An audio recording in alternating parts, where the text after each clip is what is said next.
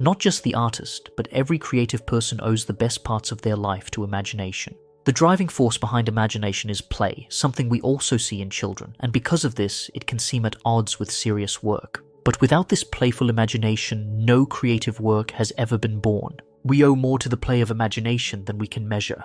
What does it mean to be creative? The word comes from the Latin creare, meaning to make, bring forth, or give birth. Myths, patterns that repeat across time and express deep truths about being human, show creation as something the gods do, bringing the world into existence. So creativity was first seen as a divine, life-giving force.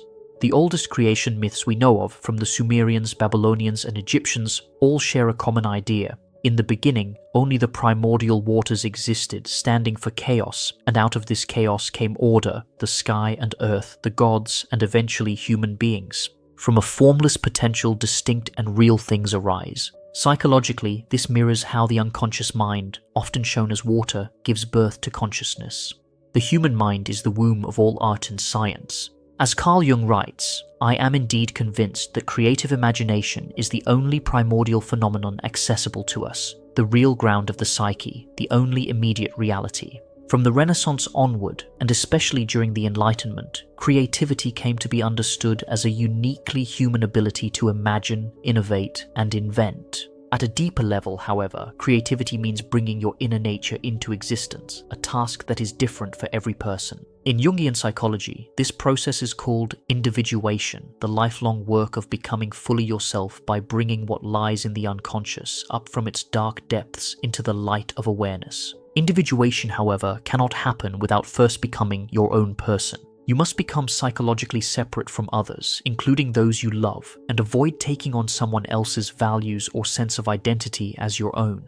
A common problem arises when people try to tell others how to live, not realizing they are unconsciously pushing their own identity onto them. Of course, there will be strong resistance because no one can live another person's life. In doing so, you harm not only the other person's individuality, but also your own. Rather than staying unconsciously merged with others, you must build a conscious relationship with them. This does not mean pulling back love or care. On the contrary, being merged creates confusion, while being separate makes real love possible. Each person must let their own individuality unfold, which is a painful process, because we are not only physically attached to those we love, but also psychologically tied to them. Letting go of these unconscious ties can bring loneliness, anxiety, and guilt, yet without this separation, psychological growth cannot happen. In the first half of life, becoming your own person takes center stage as you build a stable sense of self through family, friends, school, work, and relationships. In the second half of life, the mind naturally turns inward, focusing on aligning the ego with the self, our whole personality. Failing to adjust to this shift often leads to a midlife crisis. Both processes continue throughout life, but one tends to be more prominent at each stage. You could say, with a little exaggeration, that life truly begins at midlife. Until then, we are just doing research. When the ego is not properly connected to the self, neurosis appears as a state of inner conflict, and in extreme cases, psychosis may follow. Many people suffer from a deep disconnection from the psyche or soul, the world of myth and symbol that gives our lives meaning. To restore this meaning, we must reconnect with the self, which holds the potential for becoming our true selves by making the unconscious conscious. Though many people want to become whole, they endlessly think and talk about the process, precisely to avoid actually going through it. Because we will do almost anything to avoid facing our worst enemy, ourselves. Human life seems naturally drawn toward growth. Like a seed that becomes a tree and bears fruit, we too seek to produce our own fruit, a symbol of our life's work. At the same time, there is a tremendous waste of potential, visible not only in the unlived lives of people, but also throughout nature and the animal world. The creative process is never without struggle. Every act of creation is first an act of destruction. For new life to emerge, we must allow our old ideas, behaviors, and attitudes that hold us back from growth to be broken down. This is a symbolic death and rebirth, a painful transformation that not many are willing to go through. But to refuse this sacrifice is to fall into stagnation and emptiness. Just as a snake must shed its skin to survive, we too must go through inner change. A person must pay a high price for the divine gift of creative fire. The ancient Greeks saw inspiration as a kind of divine madness, a gift from the gods. Through the help of the muses, who stood for human creativity, humans could briefly enter the realm of the divine and receive the creative fire. But this gift came with a cost. Those who crossed the limits of being mortal to claim what belonged to the gods had to pay a price in the end. Across the world, myths of tricksters and cultural heroes stealing fire show the dual nature of creativity. It can bring light, but also suffering. The most well-known figure is Prometheus in Greek mythology. As Hesiod tells it in Theogony, Prometheus tricked the gods, leading Zeus to take fire away from humanity. Out of pity for mankind, Prometheus stole it back, and for this he was condemned to eternal suffering. In his anger, Zeus decided to punish humanity as well, ordering Hephaestus to create the first woman from Earth who would bring misfortune to man. Hesiod returns to this myth in Works and Days, presenting Prometheus's theft of fire as the origin of human suffering. The first woman is named Pandora, meaning all gifts, and she carries a jar containing countless plagues. Prometheus had warned his brother Epimetheus not to accept any gifts from Zeus, but Epimetheus ignored the warning and accepted Pandora. Out of curiosity, Pandora opened the jar, releasing sorrow, disease, and death, ending the Golden Age. Only one thing remained inside the jar: hope. In Prometheus Bound, Prometheus gives mortals not only fire, but also hope, and teaches them the arts that build civilization, expanding their knowledge. Before his help, humans are described as having eyes but seeing nothing, having ears but hearing no sound. They drifted like fleeting shapes in a dream, lost, confused, wandering through endless days. In myths, truths that happen inside us are presented as though they were outside events. Psychologically, the theft of fire can be seen as a symbol for the growth of consciousness, which could be described as the goal of human life, to know yourself. Until we begin this journey, we exist in a kind of limbo, drifting without purpose. But this precious knowledge comes at a heavy cost, the end of the paradise-like golden age. A similar truth appears in the myth of Adam and Eve. If we imagine being born in paradise and living there forever, we would be like unconscious automatons, with little free will and no chance for growth. By eating the forbidden fruit from the tree of knowledge of good and evil, Adam and Eve's eyes were opened, symbolizing the dawn of human consciousness. However, they immediately felt ashamed and hid from God, who then cast them out of paradise in case they ate from the tree of life and became immortal like the gods. In his book The Courage to Create, American psychologist Rollo May sees the battle with the gods as a struggle with our own mortality. Creativity is a way of reaching for immortality.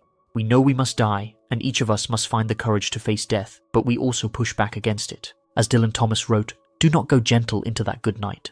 Rage, rage against the dying of the light." Creativity arises from this very struggle. Michelangelo's writhing, unfinished statues of slaves, struggling within their prisons of stone, are a fitting symbol for the human condition. Every infant goes through a fall from paradise, a kind of primal wholeness in the mother's embrace when leaving that comforting circle to develop an ego.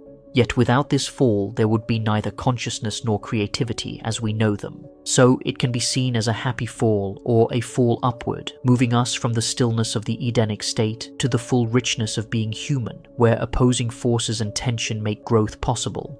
As Jung declared, only here, in life on Earth, where the opposites clash together, can the general level of consciousness be raised.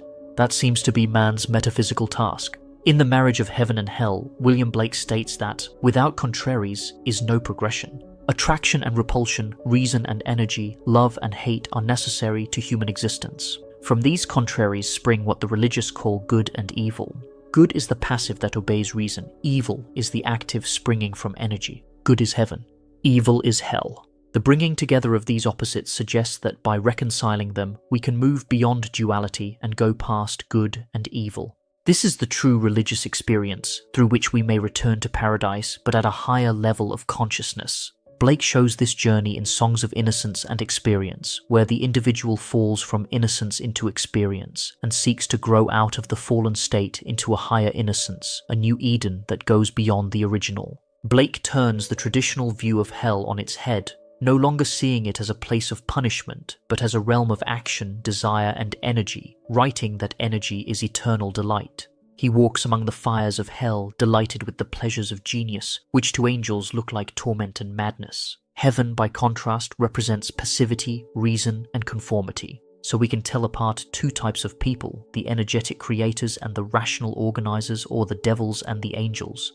Psychologically, Blake's hell can be understood as the unconscious, the source of inner drives, impulses, and creative urges, while heaven stands for the superego, the internalized social norms and rules taught by parents, institutions, and role models. Both are necessary. Problems arise when one dominates the other, such as acting out destructive impulses or giving in to excessive conformity. Blake writes, "He who desires but acts not breeds pestilence." In other words, repressed contents become dangerous, creating neuroses, and can burst out uncontrollably. By bringing unconscious psychic energy into consciousness, potentially destructive impulses can be turned into constructive or creative expressions. In this way, fire becomes a symbol of the creative forces of the unconscious, the flames of inspiration, and perhaps even a means of salvation, because fire burns away everything unnecessary and only what is essential survives. One of the central figures in Blake's mythology is Los, who is often shown doing the work of a blacksmith in his forge, heating metal in the furnace and shaping it on the anvil with his hammer, a symbol of creative work. His ultimate task is to save humanity from its fallen state through the divine spark of imagination, restoring man's original vision of unity in a kind and ordered universe. Los also takes the form of the Bard, a healing figure who has moved beyond the realm of experience, having seen through the veil that hides the kind unity of the universe, which to others appears flawed or evil. Having awakened, the Bard calls out with deep feeling to the people of the earth, urging man to rise to his level of consciousness, suggesting that he too was once blind to such a vision. However, while everyone holds the capacity for this growth, not all reach it. Some remain inexperienced. The Bard understands that his fallen condition is not final but transformative, for without a prior fall there can be no later redemption. He also sees time differently. Past, present, and future exist all at once. This blending of time belongs to eternity and stands apart from the ordinary time-bound condition of fallen humanity. It forms a vertical, timeless axis that crosses the horizontal flow of time at every moment, offering a still point within the ever-moving world. Through creative work, we may at times enter the eternal now, a place beyond space and time, where self-consciousness fades and we become fully absorbed in the act of creation.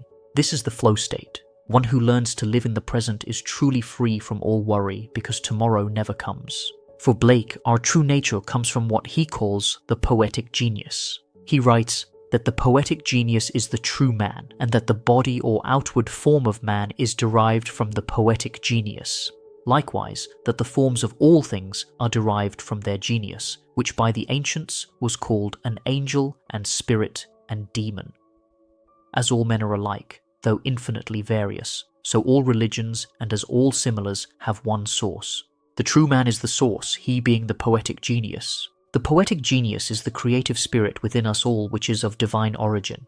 It is the part of the mind that strives toward unity. The word poet comes from the Greek poiein, meaning to make or bring forth. So a poet is literally a maker, a creator. In Roman mythology, the genius was a personal guardian spirit present at birth, shaping one's character and destiny, though today the word is usually used to describe someone of exceptional talent or ability. The ancient Greeks called this guiding spirit a daimon, and one who followed it could experience eudaimonia, a state of good spirit and deep fulfillment. By attending to our true nature, we take part in the imaginative process and in the creation of our own myth. In doing so, we follow the path of the poetic genius. This creative spirit is the source underlying all art and myth. Blake's visionary work seeks to restore what the ancients called the Golden Age, not as a time in the past or future, but as the realization that God and man were one in paradise, and still are, even though the illusions of the physical world often hide this unity. The visionary sees it directly, and the great works of art confirm it. Blake saw the artist's task as helping humanity find its way back to Eden, to leave behind the delusion that we are separate from our spiritual nature. Art is therefore prophetic, revealing the true pattern of human life. The artist must give of himself to become the voice of the spirit of the age. Modern art, for example, often shows alienation, anxiety, or disorder, reflecting what is happening in society. In this way, the artist gives us an early warning of what is happening to our culture. The question is, can we understand the message? James Joyce writes, "Welcome, O life. I go to encounter for the millionth time the reality of experience, and to forge in the smithy of my soul the uncreated conscience of my race. Every creative encounter is a new event. Each one calls for courage." The task is as hard as a blacksmith's work of bending red-hot iron in his forge to make something of value for human life. Conscience is not passed down ready-made, but is formed through the inspiration of the artist who seeks to express the inner voice rising from the depths of his being, and in doing so contributes to the shaping of the conscience of the human race. This is no easy task. It is as difficult as forging in the smithy of one's own soul. Two forces are at war within the artist. On one hand, the longing for happiness, satisfaction, and security in life, and on the other, a relentless passion for creation that may go so far as to override every personal desire. The unborn work inside the artist's mind is a force of nature pushing itself into existence, sometimes with little regard for the person who serves as its vessel. The creative urge lives and grows in him like a tree in the earth from which it draws its nourishment. Jung writes, every creative person is a duality or a combination of contradictory qualities. On one side, he is a human being with a personal life, while on the other side, he is an impersonal creative process. Art is a kind of inborn drive that takes hold of a human being and makes him its instrument. The artist is not a person with free will who seeks his own goals, but one who allows art to fulfill its purposes through him. As a human being, he may have moods and a will and personal goals, but as an artist, he is man in a higher sense. He is collective man, a vehicle and shaper of the unconscious psychic life of mankind. That is his role, and it is sometimes so heavy a burden that he is fated to sacrifice happiness and everything that makes life worth living for the ordinary person. If the lives of artists are often so unsatisfying, if not tragic, it is either because of some personal weakness or inability to adapt, or because they are driven by forces beyond their control which compel them to create, whether they want to or not. Jung writes, I have had much trouble getting along with my ideas. There was a daemon in me, and in the end its presence proved decisive. It overpowered me, and if I was at times ruthless, it was because I was in the grip of the daemon. I could never stop at anything once attained. I had to hasten on to catch up with my vision. A creative person has little power over his own life. He is not free. He is captive and driven by his daemon. The daemon of creativity has ruthlessly had its way with me. Creative power is stronger than its possessor. The true artist is the one who expands human consciousness. This creativity is the most basic sign of a person fulfilling their own being in the world. A work of art is something beyond the personal. The work shapes itself. Thoughts and images arise that the artist never intended, yet he recognizes that it is something within him speaking, his own inner nature expressing what he could never say deliberately. Here, the artist feels subordinate to a power greater than himself and stands apart from the act of creation. However, not all works of art come into being in the same way. Some are created deliberately, with the artist consciously shaping the material to express a specific intention. In these cases, the artist is fully identified with the creative process, and his will and skill are inseparable from the work itself. Jung distinguishes between two modes of artistic creation, the psychological and the visionary. The psychological mode draws its material from the personal unconscious, important experiences, strong emotions, suffering and passion, in short, the stuff of human fate. In the visionary mode, by contrast, the material is no longer familiar. It comes from the deeper layers of the human mind, as though it had emerged from the depths of pre-human ages. These are the archetypes of the collective unconscious. Jung gives the example of Goethe's Faust to show these two extremes. Part 1 belongs to the psychological mode, while Part 2 belongs to the visionary. In the psychological mode, we rarely question the meaning of the material. In the visionary mode, we are unsettled and look for explanations. We are not reminded of anything in everyday life, but rather of dreams, nighttime fears, and the dark, strange corners of the human mind. Because of this, such works are often rejected by the public. Yet works that are symbolic fascinate us and grip us powerfully, because a symbol remains a lasting challenge to our thoughts and feelings, as we are never fully able to unravel its meaning. However, a work that is clearly not symbolic appeals much more to our sense of beauty, because it is complete in itself and achieves its purpose. Visionary or archetypal art contains primal images that are true symbols, meaning expressions for something real but unknown. When an archetypal or mythological situation appears, it hits us with deep emotion, lifting us far above the challenges of everyday life. At such moments, we are no longer individuals, but the whole race. The voice of all mankind resounds in us. Formation, transformation, eternal minds, eternal recreation. The visionary artist turns personal experience into the shared destiny of humanity, making the everyday eternal and awakening the forces that have, from time to time, helped us to find shelter from every danger and to endure the darkest times. What is essential in a work of art is that it should rise far above the realm of personal life and speak from the spirit and heart of the poet as man to the spirit and heart of mankind. This is the secret of great art.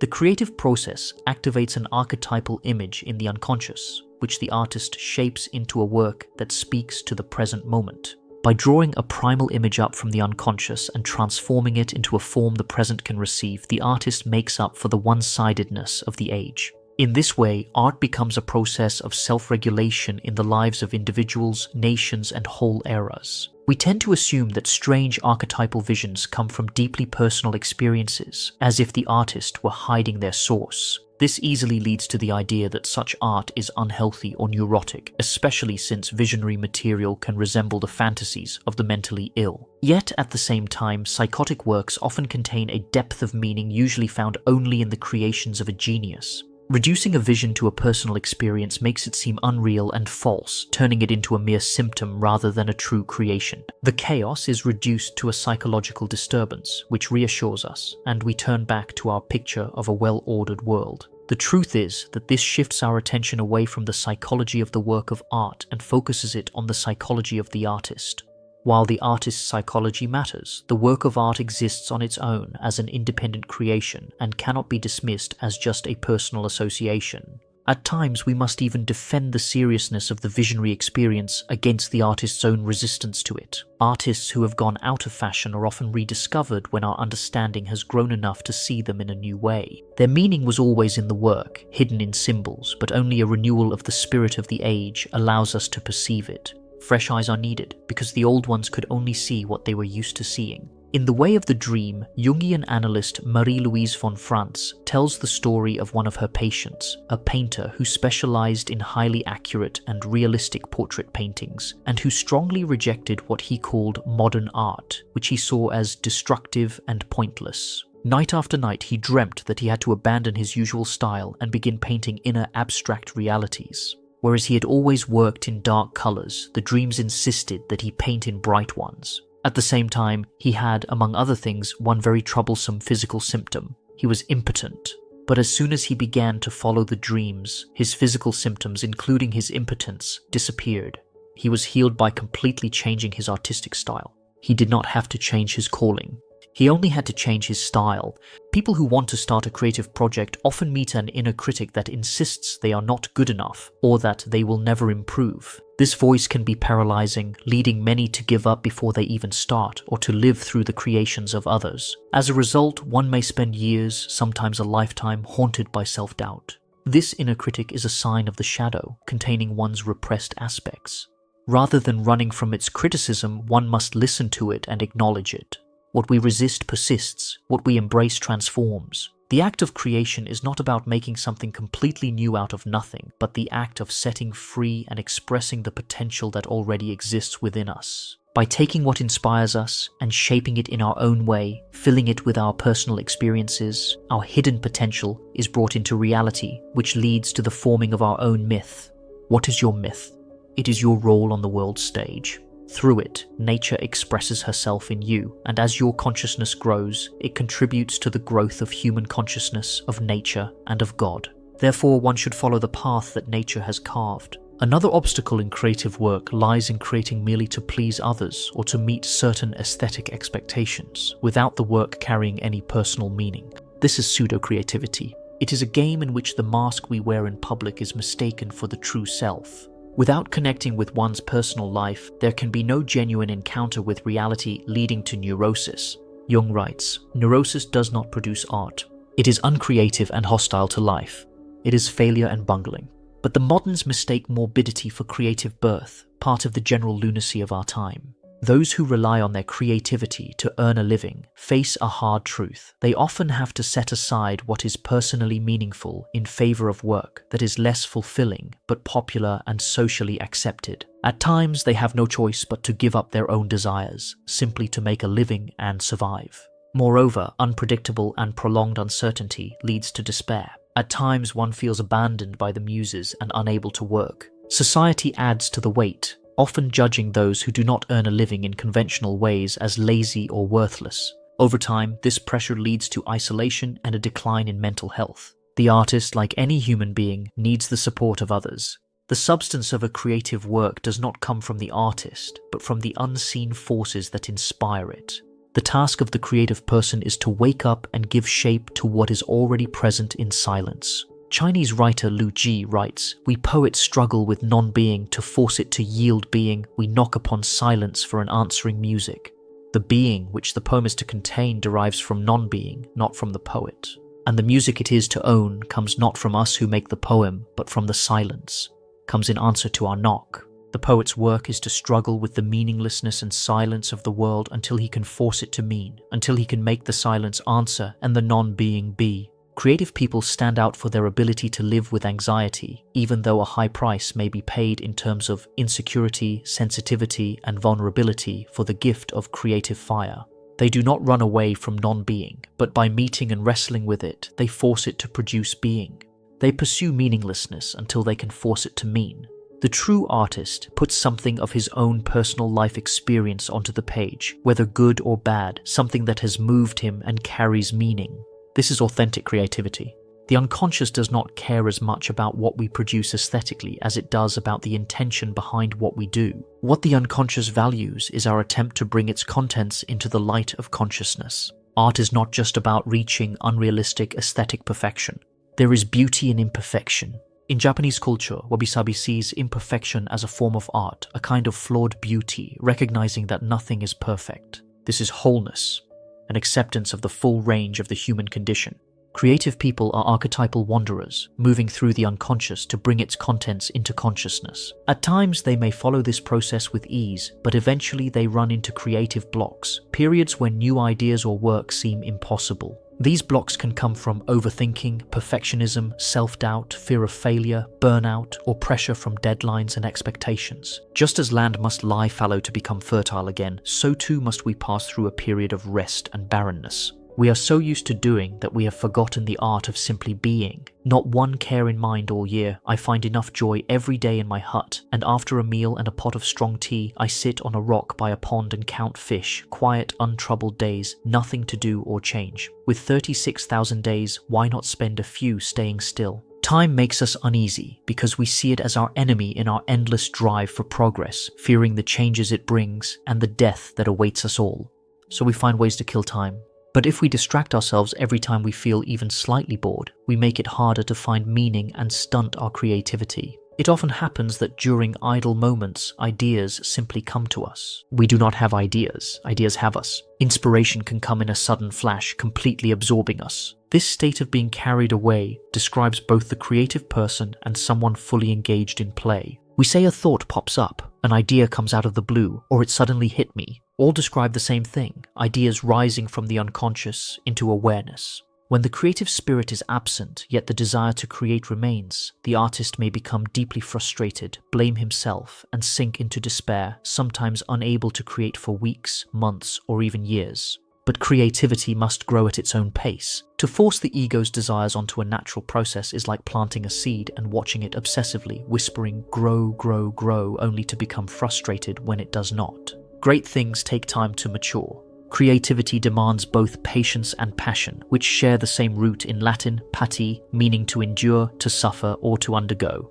The creative spirit is far more likely to respond when we prepare for it, rather than blaming ourselves and daydreaming about endless could have, would have, should have scenarios. Such behavior acts as a defense. It is tempting because it takes responsibility away from us, pushing it onto some imagined other who, we believe, for unknown reasons, refuses to help us. What we fail to realize is that this other is unable to help precisely because we do not allow it to express itself. In this way, we escape the growing anxiety that comes from taking responsibility for our own lives.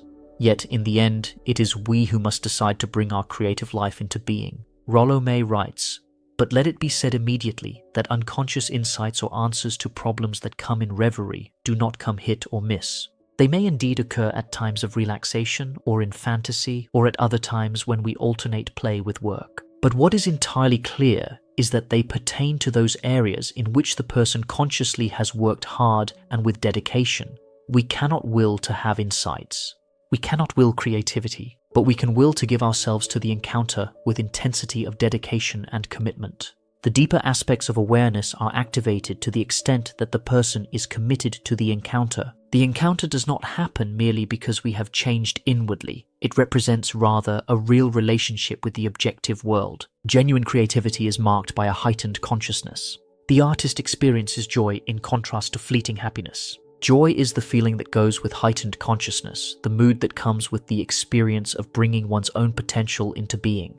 Courage is not the absence of despair, but rather the ability to move ahead in spite of despair. If you do not express your own ideas coming from yourself, if you do not listen to your own being, you will have betrayed yourself. Creativity takes great courage because an active battle with the gods is taking place. We must always anchor our commitment in the center of our own being, or else no commitment will be truly authentic. The emptiness within matches an apathy without, and apathy adds up in the long run to cowardice. Creativity must arise from your innermost self, not from fulfilling the expectations of others. You must follow your own path. A common regret expressed by those close to death is not having had the courage to live a life true to themselves. Instead, they lived a life others expected of them. Moreover, they often speak not of deep regret over what they did, but over what they failed to do, dreams left unpursued and potential unrealized. This is the unlived life. One of the most destructive things, psychologically, is unused creative power. If someone has a creative gift and for some reason, whether fear, laziness, or conformity, does not use it, the psychic energy turns inward and becomes poisonous. That is why we often see neuroses or psychoses as expressions of unlived possibilities. After Jung's paranormal experience in 1916, when the dead appeared to him and told him, "We have come back from Jerusalem, where we found not what we sought," he wrote the 7 sermons of the dead, after which they vanished. He later said, "From that time on, the dead have become ever more distinct for me as the voices of the unanswered, unresolved, and unredeemed." Jung writes, "Perhaps there is after all something to the idea that one chooses one's life before birth. In this case, there would be a connection between previous fantasies and a specific life. You may carry a yearning for something during your life and have fantasies about the unlived aspect right up until you die. People often regret not having done something or other. If there were a continuation, according to the laws of the psyche, an impulse would arise to realize these compensatory fantasies. In order to bring creativity forth, one must understand oneself and the meaning and purpose of one's life. But to seek one's true calling is like entering a forest where it is darkest and no path is visible. Being authentic requires uncertainty. In the midst of such uncertainty, one may feel a pull to do a particular thing, yet be unable to explain it rationally, not even to oneself, let alone others. Nevertheless, one feels compelled to follow it, for it may show itself as a deep feeling accompanied by strong emotion. Intuition is a non-rational faculty. As a result, one is often seen as a fool or madman, for not only does one go against social expectations, but one is also unable to fully explain why. This can create self-doubt, and eventually one may give in and do what others believe is best. The great decisions of human life have far more to do with instinct and other mysterious unconscious forces than with conscious will and reasonable thinking. The shoe that fits one person pinches another. There is no recipe for living that suits all cases. Many of the difficulties we face in life have their roots in childhood. Every child is creative, but the challenge is staying creative as we grow up. For those who had a difficult upbringing, the wounded child does not disappear. It carries on into adulthood, often causing struggles. What are the earliest memories you have of your life? What is the earliest dream you can recall? There is a reason why they became imprinted in your mind. They have affected or shaped you in some way. We often assume that we know little of our childhood, but suddenly a particular smell, image, or moment triggers a long-forgotten memory, bringing with it a deep sense of nostalgia. Such memories do not disappear. They lie just below the surface of consciousness and can surface at any moment. Unacknowledged patterns often pass down the family line, which makes it equally important to understand our parents and ancestors, for in doing so, we come to understand ourselves. Jung admitted that a deciding factor in choosing his path was the knowledge that if he did not fully respond to his life's purpose and challenges, then they would be inherited by his children, who would have to carry the burden of his unlived life in addition to their own difficulties. We must look at the cards we have been dealt in life and the peculiarities of our upbringing. For example, someone may have been involuntarily cut off from society for years, and the card life has dealt is that of the hermit. Rather than seeing this as a misfortune, it can be understood as the coming to life of an archetype, of which the person has become a living example. Such a person may have a rich inner life, yet struggle to engage with the outer world, which is just as essential. The point is not to wonder how things could have been different, but to accept them as they are, and then life will flow well. Otherwise, we suffer more in imagination than in reality. It is like placing heavy stones to block the natural flow of a river. So the secret of life seems to be to accept it as it is. Paradoxically, the more we think about the meaning of our life, the more we fail to live it fully. Towards the end of his life, Jung wrote, "Much might have been different if I myself had been different. But it was as it had to be, for all came about because I am as I am. I know only that I was born and exist, and it seems to me that I have been carried along. I exist on the foundation of something I do not know. In spite of all uncertainties, I feel a solidity underlying all existence and a continuity in my way of being.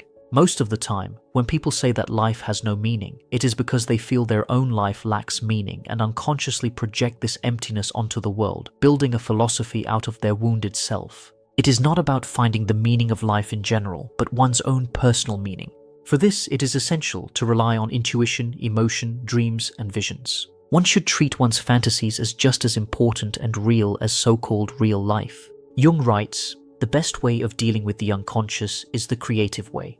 Create, for instance, a fantasy. Work it out with all the means at your disposal. Work it out as if you were it or in it, as you would work out a real situation in life which you cannot escape. All the difficulties you overcome in such a fantasy are symbolic expressions of psychological difficulties in yourself, and inasmuch as you overcome them in your imagination, you also overcome them in your psyche." For Jung, one of the most powerful ways of reaching unconscious material is what he calls active imagination, a technique that involves visualizing various spontaneous scenes and engaging in dialogue with different parts of yourself while fully awake. By dealing with the struggles that arise in your fantasies, the issues that would have appeared in dreams are faced and worked through. In this way, dreams become more focused and concentrated and less repetitive. The key lies in the active part. One must write down the session to stop it from becoming mere passive fantasy. Though it demands deep concentration and solitude, active imagination is among the most effective methods for creative work and for building one's personal myth.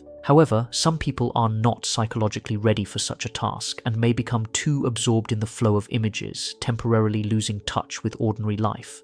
For this reason, one should be careful. During his confrontation with the unconscious, Jung knew he had to plunge fully into his fantasies. He needed to gain power over them because he realized that if he did not, they might gain power over him. Moreover, he could not expect of his patients what he was not willing to do himself. He writes, "To the extent that I managed to turn the emotions into images, that is to say, to find the images which were hidden in the emotions, I was inwardly calmed and reassured. Had I left those images hidden in the emotions, I might have been torn apart by them. The unconscious can lead to creation or destruction. The more grounded one is, the better prepared one is to go into the unconscious. As is often the case, one needs balance. Some are too removed from reality, immersing themselves in the unconscious and becoming possessed by it, while others are too grounded, denying its existence and yet still falling under its influence." Nietzsche, who called himself the Hermit of Sils Maria, wrote in a draft of his final work, Ecce Homo, "I am solitude become man." Lacking a firm anchor in the outer world, he had nothing more than the inner world of his thoughts, which in fact owned him more than he owned them. He gave in to unreality, the deepest kind of horror, and suffered a mental breakdown. Jung writes, "Particularly at this time, when I was working on the fantasies, I needed a point of support in this world, and I may say that my family and my professional work were that to me. It was most essential for me to have a normal life in the real world as a balance to that strange inner world. The unconscious contents could have driven me out of my wits. Only by attending to everyday duties can one gain a sense of sanity and freedom, which opens the door to a creative mood. Equally essential is the presence of others. Individuation happens through relationships, not through complete isolation." Von Franz states, "We are now discovering that the dream world is the most healing thing on earth, and that paying attention to one's dreams is the healthiest thing one can do. But the dream world can also consume a person through daydreaming, spinning neurotic fantasies, or chasing unrealistic ideas. You only have to go into a mental institution to see the victims of the dream world. The dream world is healing and helpful only if we have a dialogue with it, but at the same time remain in actual life. We must not forget living. The duties of real life must not be neglected. We call that dangerous aspect of the dream world the devouring unconscious, or the devouring mother. It can pull us away from reality and spin us into neurotic or even psychotic unreality. Giving solid form to one's fantasies can make a big difference, whether through writing, music, painting, ceramics, or other creative forms. Otherwise, they stay vague and float aimlessly in the unconscious. Even if their meaning is unclear, paying attention to your inner contents influences the unconscious, which may respond with a dream. The dream is the voice of nature or the voice of instinct. Sometimes your inner world seems to have a correspondence in the outer world, and these are called synchronicities or meaningful coincidences. These events are acts of creation in time, somehow linked to your personal growth. It is as though the universe itself recognizes your effort towards self-realization. Our conscious attitude is crucial. Those who refuse to pay attention to the unconscious are influenced by it nonetheless, though in a negative way. In both cases, one may suffer, but in one case, one suffers authentically and grows, while in the other case, one suffers neurotically and stays stuck or fades away. One unites, the other splits. Life leads the willing and drags along the unwilling. It makes a difference whether we say yes to our fate and fulfill it positively, or say no and are dragged by it against our will. The self or God image wants to become conscious through us. God wants to take form in us, and called or not, God will be present. If you bring forth what is within you, what you bring forth will save you. If you do not bring forth what is within you, what you do not bring forth will destroy you. To speak of suffering is very different from actually going through it. One cannot simply think about it and say, suffering is necessary for growth and ultimately good for me. No, when you suffer, it fills your whole being. You want it to end, and when it does not, you struggle and fight against it. Then you grow. Jung writes, "Now and then it happened in my practice that a patient grew beyond himself because of unknown potentialities, and this became an experience of great importance to me. In the meantime, I had learned that all the greatest and most important problems of life are fundamentally unsolvable. They must be so, for they express the necessary polarity inherent in every self-regulating system. They can never be solved, but only outgrown. It is helpful to see life's trials not as misfortunes that cause meaningless suffering, but as lessons life teaches you. Whether this is objectively true or not is beside the point. What matters is whether this view allows one to move from being a passive victim to an active force in one's own life. If it gives renewed energy to face challenges and the courage to confront them, let it be so. And if one cannot accept a misfortune because it feels senseless or unjust, let that be so as well. One must follow one's inner convictions. An illness, whether physical, psychological, or spiritual, may take away everything we once valued. Most respond with despair, yet few consider that perhaps it is nature's way of re-educating the person, as though the illness were nature saying, "You must become whole, only then will you be well." Those who view illness as a chance for re-education often come out healthier and more fulfilled than before. Perhaps God uses such trials to open our eyes, to show us a deeper truth beyond the fleeting things of this world. Austrian psychiatrist Viktor Frankl writes, "We must never forget that we may also find meaning in life, even when confronted with a hopeless situation, when facing a fate that cannot be changed. For what then matters is to bear witness to the uniquely human potential at its best, which is to transform a personal tragedy into a triumph. When we are no longer able to change a situation, just think of an incurable disease such as inoperable cancer. We are challenged to change ourselves. It is the meaning of life that keeps us alive against even the most unfavorable conditions. If one continues to suffer and consciously accepts this suffering and understands that one is doing something for the eternal in oneself, then one has made a conscious realization that is essential. Consciously lived suffering seems to have a healing effect on the past and on the future of humanity's shared consciousness." Von Franz tells of being consulted by a woman who had a schizophrenic episode and was in a state of deep despair. The woman said to her, "What is the meaning of my life? I am ruined. Even the medication is not helping me anymore. What meaning can you give to my life?"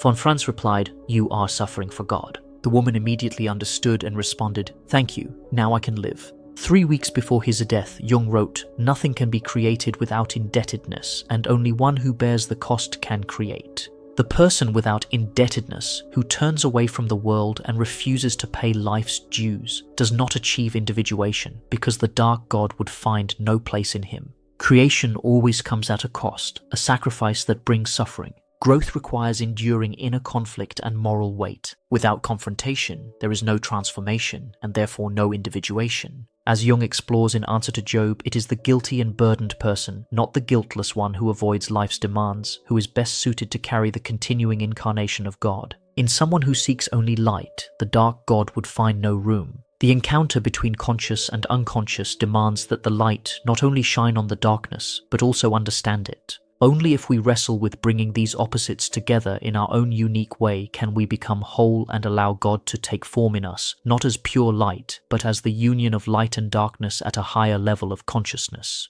In this way, we contribute to the shared consciousness of humanity, nature, and God. This may be described as the supreme creative act.